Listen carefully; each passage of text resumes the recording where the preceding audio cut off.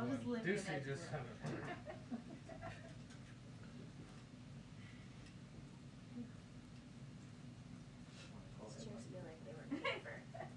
You're spectacle people. Yeah. That's who they were made for. You can totally do a crossover episode. Sam Donaldson. What did he do? These chairs were not made for women, they were made for men. I don't know. They're not that comfortable. I don't think they were made for anyone. I'll say that loud. Maybe they're making me uncomfortable on purpose. I want like movie seats with cup holders, like retractable. Please gather at the common. Right now? It's a preset problem. That was like, wait a minute.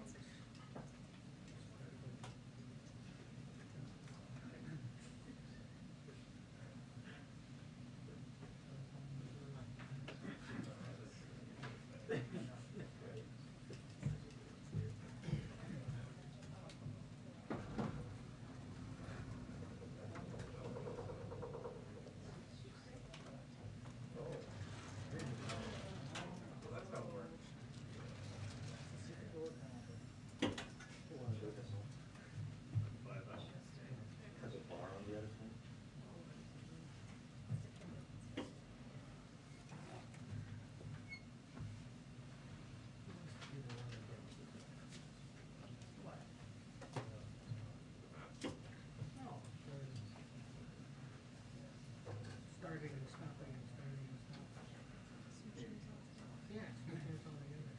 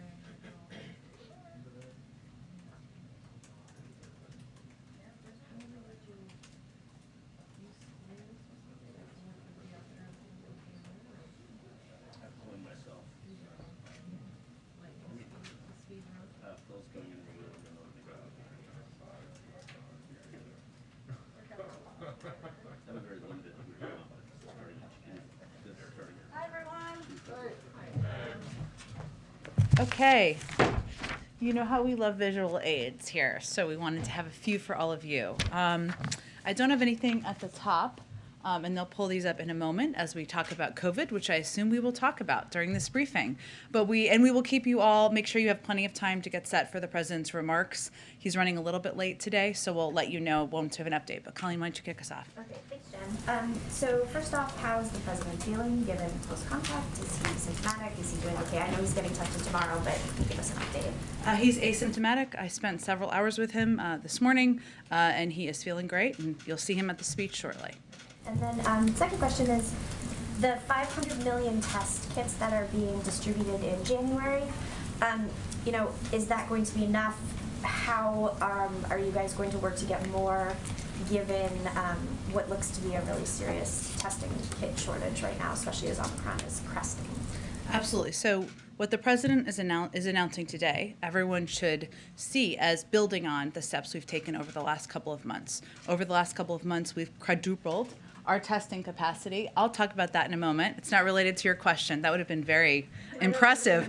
But we've quadrupled over the last few months our testing capacity. As some have asked, so let me clarify too, the 50 million tests that we are distributing this month to community health centers and rural health centers, this is in addition to those 50 million tests that are being distributed.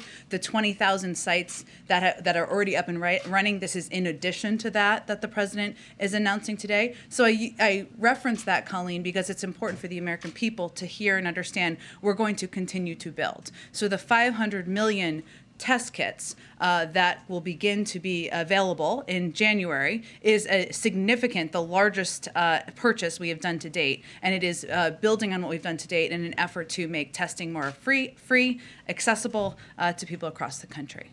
Go ahead. Drill down on some specifics on this 500, half a billion, if you will. Yes. We like that big number in TV. $500 million, okay. So when can Americans expect to see these tests? Where are they coming from?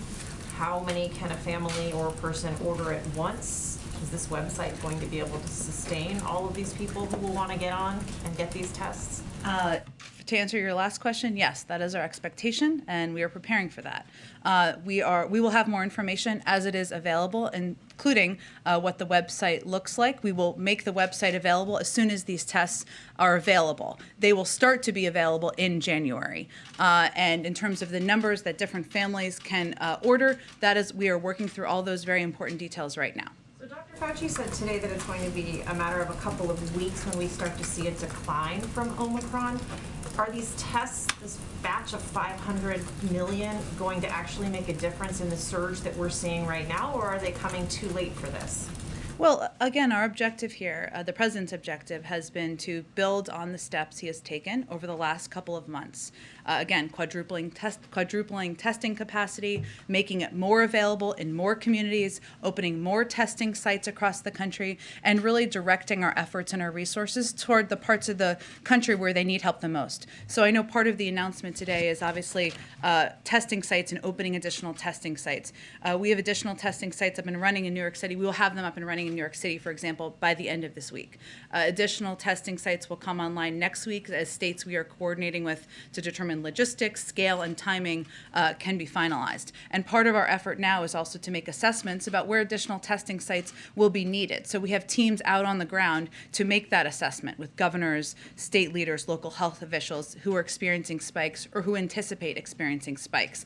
And that's just the testing center component where people can go and get them in person. And again, this is building on the testing capacity we've already built to date in January. But you're still seeing, sorry, last question. You're still seeing these long lines all around the country. So at the end of 2021, as we close out this year, I still have to ask, when can every American who wants to get an at-home test get one? Because they can't get one today. Well, as I just noted, one step we're taking is really surging capacity and opening these testing sites in parts of the country where they have been hardest hit. New York City is one of them. And those testing sites will be up and running in New York City by the end of this week. And we will continue to surge capacity and open additional testing sites in other parts of the country. And that is something that can happen very rapidly, and our team is ready to deploy those resources.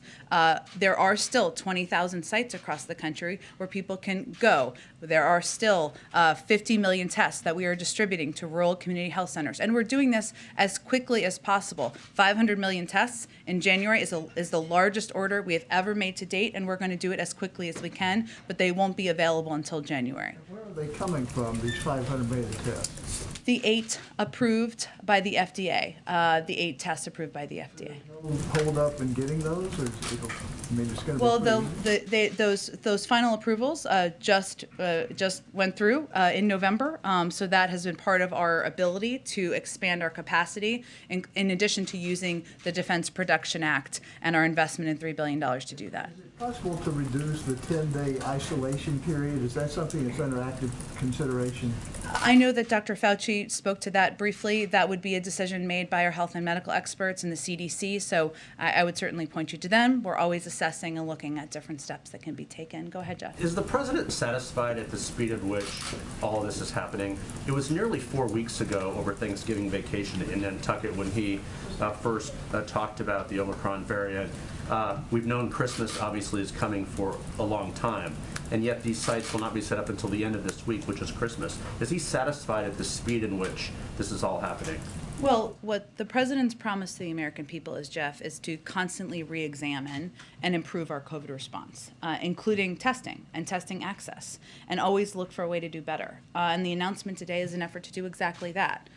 We have taken a number of steps over the past several months, And his view is we need to do more, and we need to do it more as ambitiously and aggressively as possible. And his announcement today is a reflection of that, and should be seen as his own assessment that we should be doing more. As you know, a couple weeks ago, you stood here at the podium when there was a discussion about sending tests to people's homes, and you said, should we just send them to every American? As you've reflected on the change in Omicron here, have you reflected on your tone in that answer?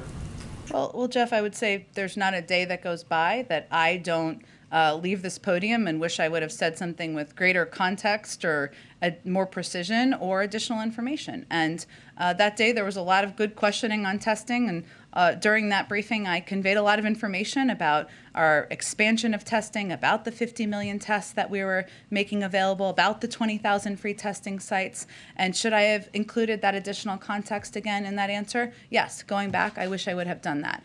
To be clear, so people have accurate information about how it works out there, which I know is your objective as well as mine, we're making tests free and accessible without the risk of them going to waste in the home of people who do not want them. So people will go to a website, which again we will put out there in January when the information is available, and they will be able to request free tests. That's something that is a reflection of the President's commitment to continue re-examining and improving our COVID response, including as it relates to testing. Go ahead, Ed. And on testing, because why not? There's more to ask here, and I realize you may not have answers yet, but is there any sense of whether you'll be able to guarantee that from moment ordered online, how long one will have to wait to receive them? And are you going to be relying on FedEx, UPS, Amazon, or the Postal Service to help distribute these? Again, really good questions, and we, of course, want people to be able to rapidly receive the tests. And people have certainty to know they can get a test, they can feel safe going to their workplace, seeing their family members, sending their kids to school. That's our objective. The details of how it will be distributed and the mechanisms will all be coming soon. And has there been any active discussion yet between the White House and Congress about a possible supplemental now to deal with Omicron? I realize mayors and governors are flush with cash thanks to all the legislation passed this year.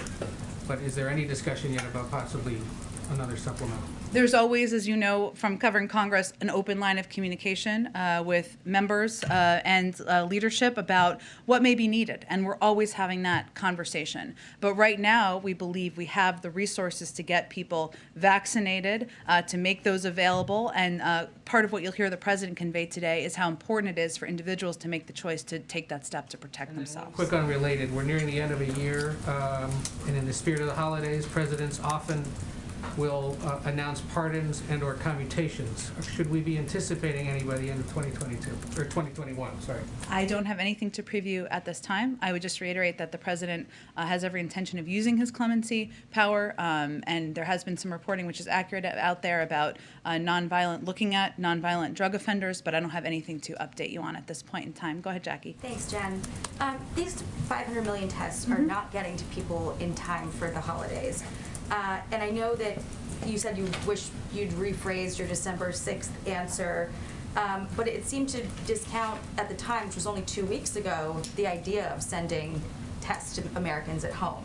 So what made you guys shift gears? When did that happen? And is any sort of lack of urgency in doing that sooner costing us now? I think it's important, Jackie, and I appreciate you asking the question, for people at home to understand that this has all been a building process. And that includes the approval of tests. There are now 8 available as of November. That's important because we needed enough tests to be able to tap into to get the supply. It includes quadrupling, not including the President's speech today, our testing capacity over the course of the last couple of months. It includes the 50 million tests that we made available to rural community health centers and community health centers, all components that I talked about exactly on that day in the briefing. If anything, it was a lesson to me to always include the context and make sure you use every opportunity of questions you all asked to do exactly that. But today, what the President is announcing, and this is again to Jeff's question and to yours as well, to be clear, we're not sending a test to every single home in the country. We are providing an opportunity, another opportunity or ability for people to, an important one, go on a website and request a test if their preference is to get that test to their home. Not everybody will do that, but we want people who want to do that, who want to get tested, who want to request tests that way, to have that ability to do. And then obviously this, new push for testing is a big component of the strategy to combat this winter. But is there any concern that there hasn't been enough focus also on therapeutics, given that you have vaccines in other parts of the world that don't offer any protection against Omicron? We're lucky in the US that Pfizer and Moderna do, but this is a virus that's spreading in all parts of the world. We saw it pop up here, and then just in 3 weeks, it's the dominant strain. You're absolutely right, Jackie. The vaccine, not the vaccine, I'm sorry, the virus does not see borders, and obviously fighting the virus, getting the virus under control is going to require getting it under control globally. Part of what our objective is, an effort from the U.S. government, is to continue to be the global supplier of vaccine doses, and also a range of materials needed to produce vaccines, to treat people who are sick. That's certainly is a part of our objective. Would there be a greater push to produce therapeutics? It's something like the pill that's supposed to come out and get that out with as much urgency as we're having for the vaccine. We will, of course, be focused on that, but I think it's important for people to know the best way to protect yourself is to get vaccinated and get boosted, and that is the most effective step that any person living in the United States or around the world can take, and that is what our priority is on. Real quick, one last question. You had said back in, I think it was June, that we would hear pet news on a day when it was a tough news day. And it was a late joke. But yesterday we heard about Major being rehomed, a new puppy, and a White House cat. So is this like the worst week ever for the White House? Believe it or not, Jackie, I don't have time in my schedule to coordinate with the pet folks, but the pet was a present from the president's brother. I met the pet this morning, the pet commander. We can call him by his name. And he's very adorable. He's going to bring joy to the president, the first family, to all of us probably as well. And as I think was noted by the First Lady's team, we can expect to meet the cat, a she, as I've learned, in January. Go ahead. Hey, Jen. Here in the district, and we're seeing similar numbers in a number of other jurisdictions, we're seeing all-time highs in terms of cases, not just this year, but for the entirety of the pandemic. A number of these are also breakthrough cases. We used to hear the administration talk about how rare these were, but there seems to have been a change in tone around these. Is it almost inevitable now, is that the view of the administration, that many Americans, including vaccinated Americans, will see a positive case in the next few weeks? Well, I'm going to let our medical doctors give an assessment of that. We do expect, though, and I would echo what they have said, that there to be increases of cases and increases of breakthrough cases.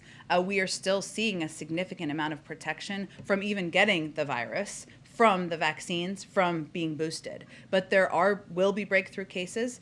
We have breakthrough cases in the White House. I'm sure you will have them in your news organizations, and we're seeing numbers go up in New York City, in DC, and other parts of the country. What we will continue to convey, because we recognize that a lot of people are sitting at home, many of whom are vaccinated and are scared, and we want to convey accurate information to them about the effectiveness of the vaccines. And this is a very interesting chart, which is why I love charts, but this is an interesting one, that fully vaccinated, this is looking at average weekly deaths. If you look at the number of fully vaccinated versus unvaccinated, we've seen it have peaks and valleys, but it's 14 times higher for unvaccinated individuals, 14 times more likely to die of COVID than if you are vaccinated. No one wants to get COVID, but I think what the president is conveying is get vaccinated. You may have some light symptoms, you may have no symptoms. That is far preferable to being hospitalized or even worse. Can you speak to some of the protocols that are in place here Sure. in the White House? Because I think a lot of Americans have questions about if they were to test positive or in close contact, what are the protocols that they should follow? What are they in place here at the White House, especially as it relates to this individual who tested positive, who the president was in proximity to?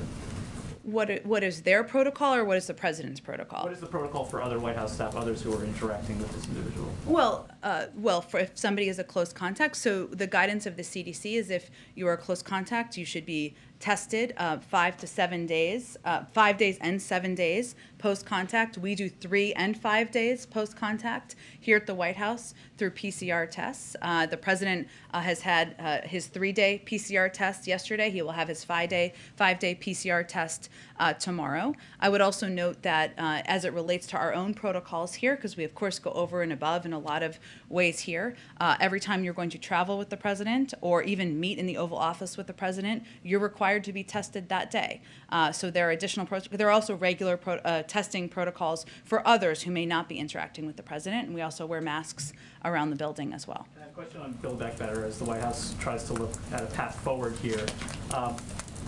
On the child tax credit, it seems inevitable at this point, unlikely at least, that millions of Americans who benefited from that child tax credit, from that monthly payment, will not get that in the month of January. What is the White House's message to them? And Senator Romney has put forward a proposal that he says would be a bipartisan pathway forward. Is that something the White House is looking into? Well, most importantly, the president's message is that his preference was to get Build Back Better passed in December so that people could have the child tax credit extended, a benefit that has contributed to cutting child poverty in half this year and has helped put money in people's pockets and food on the table and make sure many, many families could help make ends meet during an economic downturn that was tied to the pandemic. And I would say on the second piece of your question, we are going to work with anybody who's interested in taking steps to lower costs for the American people, whether it's on child care or elder care or health care. We want to get Build Back Better done because the comprehensive package is going to have an enormous impact, according to dozens of economists across the board. It would require 60 votes in order to get individual pieces passed. Okay, I'm sorry, because I don't want you to miss the speech. I'll try to go to like 2 more here. Go ahead. Thanks, Jen. Will certain groups be prioritized on the testing website, or is it just first come, first serve? It's a really great question. We obviously want to do this in an equitable way. That is how we have approached every element of our COVID policy, but that is part of what is being discussed and determined now. And what are the procedures that would go into place if the president did, in fact, test positive for COVID? He would follow CDC guidelines. Would he stay in the White House? Would he go to Walter Reed, or is that still undecided? I don't have any predictions of that. I think it depends on whether he would be symptomatic or not, but let's hope that's not a challenge we will be facing. Can you just quickly say whether the staffer that tested positive for the Omicron variant? Excuse me. I don't have any additional information.